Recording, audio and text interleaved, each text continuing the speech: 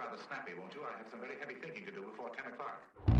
You've done well so far, but up until now, I've only been using a mere 5% of my power. Now let's see how well you fare against my Biden blast. Are we having fun yet? Hell yeah! While you and I are talking this very minute, some slimy, green-headed, 12-legged creep could be crawling into the White House.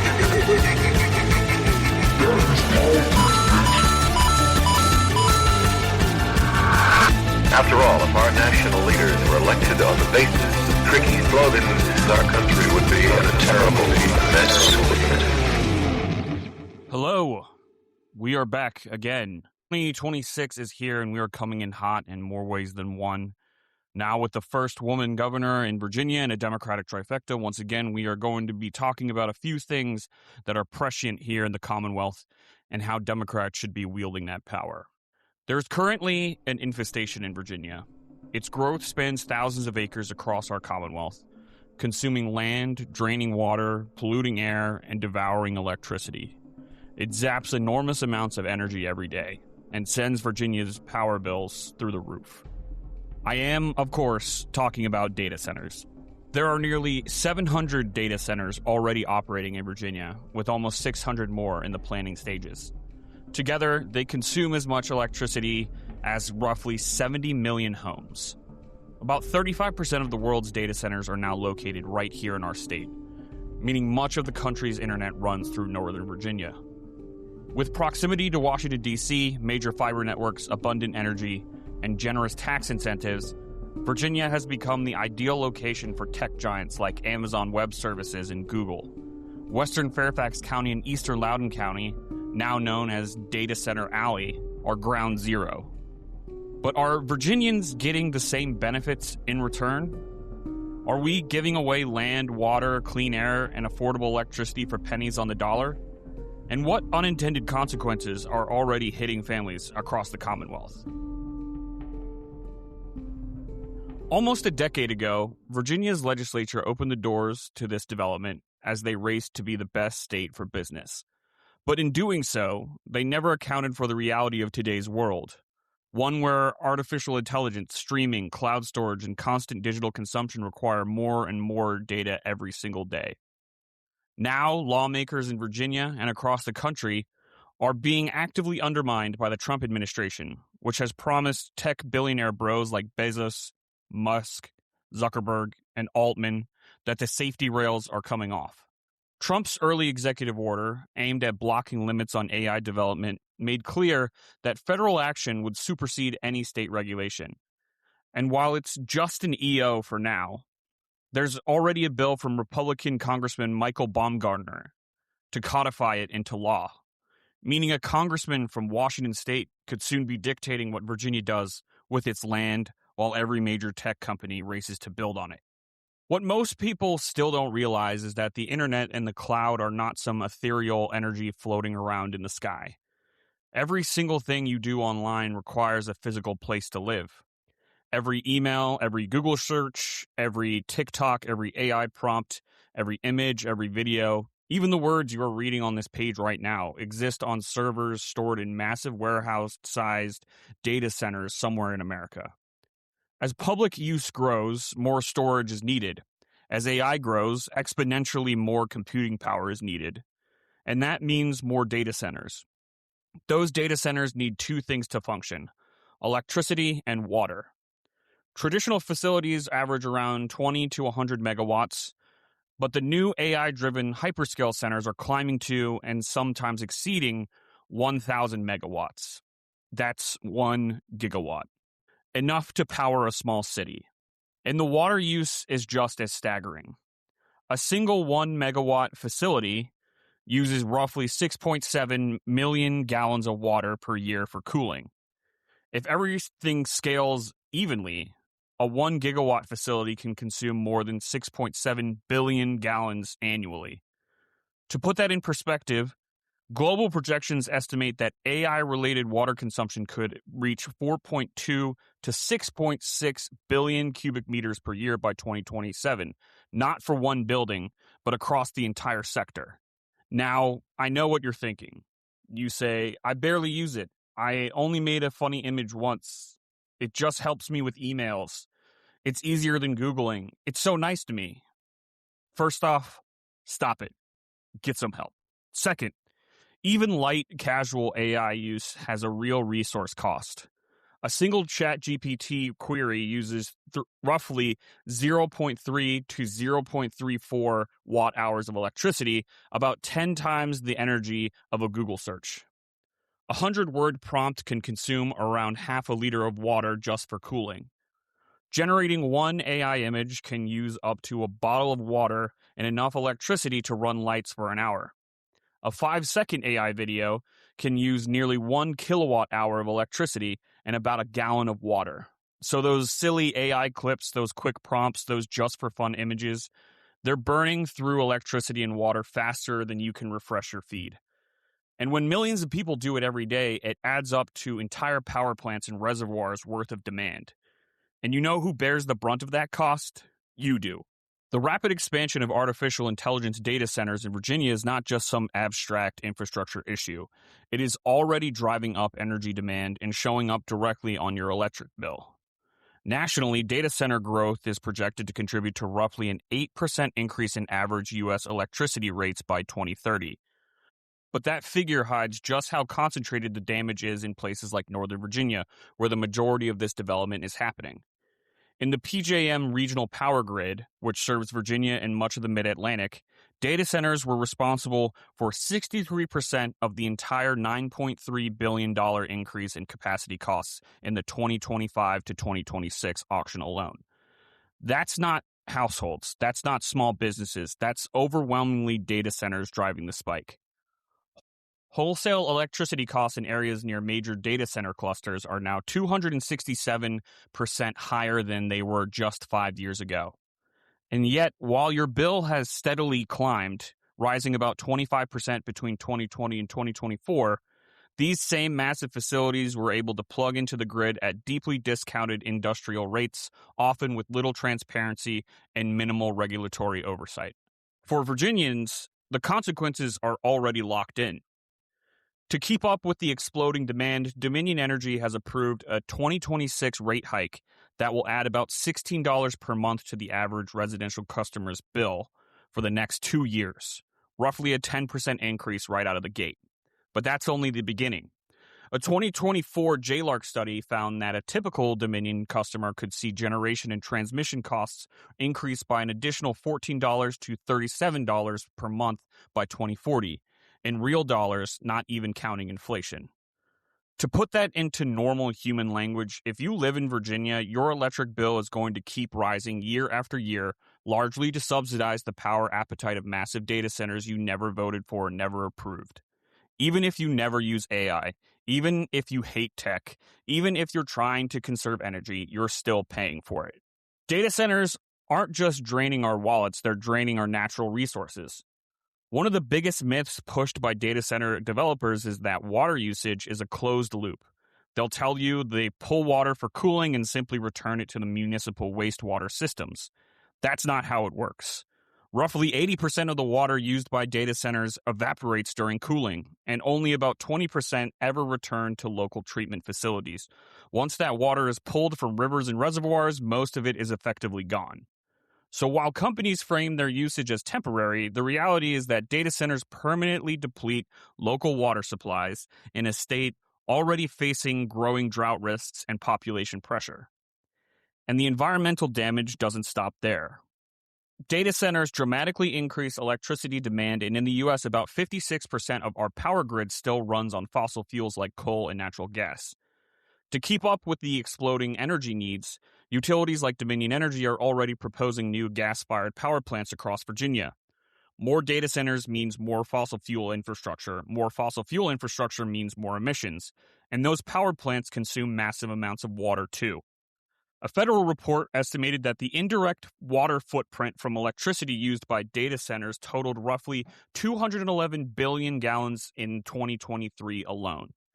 That works out to about 1.2 gallons of water per kilowatt hour of electricity. As data centers are projected to consume up to 1,050 terawatt hours annually by 2030, that water use will skyrocket right alongside emissions. But it gets worse. The enormous wastewater volumes produced by these facilities can overwhelm local treatment plants that were never designed to handle industrial-scale discharge. In some cases, this overload backs up into waterways, polluting rivers and potentially contaminating local drinking water supplies. And then there's the air. We're already seeing what happens when AI-scale power demand is allowed to run unchecked. In Memphis, Tennessee, Elon Musk's XAI Colossus supercomputer facility built to train his AI chatbot Grok, the one that's been generating non-consensual explicit images of women and minors on X, is powered by 33 methane gas turbines running nonstop. Those turbines pump nitrogen oxides and formaldehyde into surrounding neighborhoods 24/7. The result, smog levels around the facility jumped nearly 60%. Peak nitrogen dioxide concentrations increased by 79%. This single AI complex now produces more nitrogen oxides than the county's chemical plant, oil refinery, power station, and international airport combined. And the community paying the price is Boxtown, a historically black neighborhood now experiencing some of the highest asthma-related hospital visits in Tennessee. One resident stood up at a health department hearing in tears and asked, "I can't breathe at home. It smells like gas outside. How come I can't breathe at home and y'all can get to breathe at home?" That is the future we're inviting into Virginia. And air and water aren't the only concerns. There's a more invisible pollutant too. As the Grinch put it, oh, the noise, noise, noise. Data centers operate 24 hours a day, 7 days a week. Their diesel generators and HVAC systems produce constant low-frequency humming with internal noise levels reaching up to 96 decibels, well above the threshold known to damage hearing. People living nearby report chronic headaches, sleep disruption, anxiety and stress, cardiovascular risks, tinnitus, and hearing loss. And these facilities aren't tucked away in industrial wastelands. They're built across from neighborhoods, next to schools, beside apartment complexes, and in the case of my own grandparents in Loudoun County, next to nursing homes. We still don't even have long-term data on what this level of constant industrial noise does to communities over years. Yet Virginia continues approving these projects at breakneck speed. We are inviting massive resource-intensive pollution-producing infrastructure into the heart of our communities without full understanding or regulating the consequences. In theory, all of this development is supposed to be worth it because of the tax revenue data centers promise to bring into the Commonwealth. That's the sales pitch every time a new facility is proposed: jobs, economic growth, and billions flowing into state and local budgets. In reality, Virginians have been quietly footing the bill. Over the past decade, the Youngkin administration and previous leaders aggressively courted data center developers with massive tax incentives, handing out exemptions on equipment, servers, and software that are the backbone of these facilities. From fiscal year 2015 through fiscal year 2024, Virginia granted more than $2.7 billion in data center tax exemptions. That is $2.7 billion in revenue that could have gone to schools, infrastructure, water systems, public health, or lowering energy costs. Instead, redirected straight into the pockets of some of the richest corporations in the world. And the giveaways are accelerating. In fiscal year 2025 alone, Virginia taxpayers lost an estimated $1.6 billion in sales and use tax revenue to data centers, a staggering 118% increase over the previous year. Let that sink in. In 1 year, Virginians lost more in tax revenue than in the previous decade combined. These exemptions allow data centers to avoid paying taxes on the very equipment that consumes our energy, drains our water, and strains our infrastructure. And they're currently set to remain in place until June 30th, 2035, according to the Virginia Economic Development Partnership. That means taxpayers are on the hook for billions more over the next 9 years at minimum. So when proponents tout economic development, it's worth asking, development for who? Families pay higher electric bills, communities absorb pollution and noise, local infrastructure takes the hit. Meanwhile, trillion-dollar tech companies get sweetheart tax deals. We're paying once through higher utility costs and paying again through lost public revenue. To make matters worse, the same tech companies building these massive facilities and the developers partnering with them are running aggressive lobbying campaigns in Richmond to keep this system exactly as it is. Estimates suggest that for every single member of the Virginia General Assembly, there are roughly 3 data center lobbyists working full-time to protect industry profits. 3 lobbyists for every 1 person elected to represent you. And unsurprisingly, many of these lobbyists live as far away from these facilities as possible, while communities across Northern Virginia and beyond deal with the noise, pollution, traffic, and rising utility bills. But Virginians are not powerless. There are currently multiple bills moving through the General Assembly aimed at finally putting guardrails on this out-of-control development, not to ban technology, not to push the problem onto rural or Appalachian communities, and not to stall economic progress, but to make data center growth responsible, sustainable, and fair. Because best for business should not mean worst for neighborhoods. These bills represent the beginning of balance, putting communities' affordability and environmental responsibility back into the equation. They recognize a simple truth. Data centers aren't inherently bad. Unchecked development is. Virginia can lead in technology without sacrificing clean air, clean water, affordable power, and livable communities. But only if lawmakers stand up to an industry that has grown accustomed to getting everything it wants, while everyone else pays the price. Virginia didn't stumble into this problem by accident. We made a series of policy choices that prioritize being business-friendly over being community-conscious. We handed out massive tax breaks without building guardrails. We invited in some of the most resource-intensive facilities on Earth without fully accounting for what they could cost everyday Virginians. And now we're paying for it. And higher electric bills, depleted water supplies, polluted air, strained infrastructure, and billions in lost public revenue. Data centers are not some invisible back end of modern life. They are physical, massive, and incredibly demanding pieces of industrial infrastructure. Treating them like harmless tech offices instead of what they actually are has allowed these impacts to spiral out of control. None of this means Virginia has to reject innovation or technology, but it does mean we have to stop pretending that unchecked corporate expansion automatically benefits the public. Growth without responsibility is not progress. Economic development that privatizes profit and socializes harm is not success. It's a subsidy, one paid for by families who never agreed to it. The good news is that this trajectory is not locked in. Lawmakers are finally beginning to confront the real costs of data center development and propose solutions that protect communities' affordability and our environment. But those efforts will only succeed if Virginians pay attention, speak up, and demand better. Because the question isn't whether data centers will continue to exist in Virginia, the question is who they will serve. Mega corporations chasing profit or the people who live here.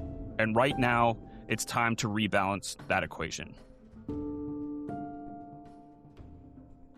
Thank you once again for listening and reading By the Ballot. We are coming back on a regular basis for 2026, and we're staying on top of everything in Virginia and Democrats at large as we navigate this insane, turbulent environment, news cycle after news cycle.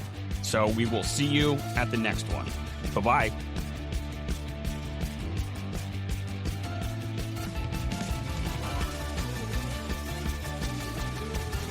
Thank you for reading and listening to By the Ballot. By the Ballot is an opinion series published on Substack, written, hosted, and produced by Matt Royer. Our theme music is Blah Blah Blah by The Revolution. All views expressed are solely those of the author and should not be interpreted as reporting or objective journalism or attributed to any other individual or organization. This publication represents personal commentary, analysis, and opinion only.